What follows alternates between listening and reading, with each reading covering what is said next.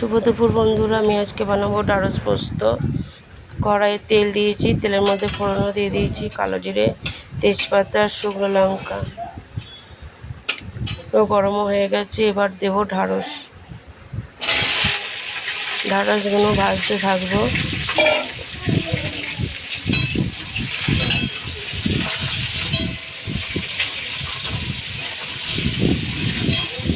দেখো হালকা ভাজাও হয়ে গেছে।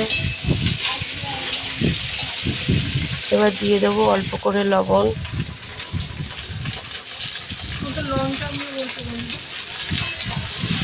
লবণ দিয়ে ভাজতে থাকবো। ভাজা হয়ে গেছে, এবার দেব পোস্ত বাটা।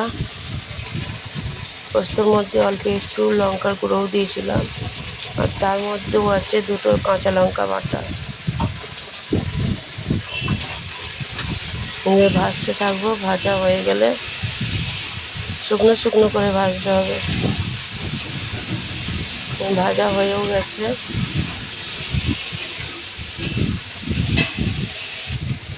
এবার অল্প করে জল দিয়ে দেবো।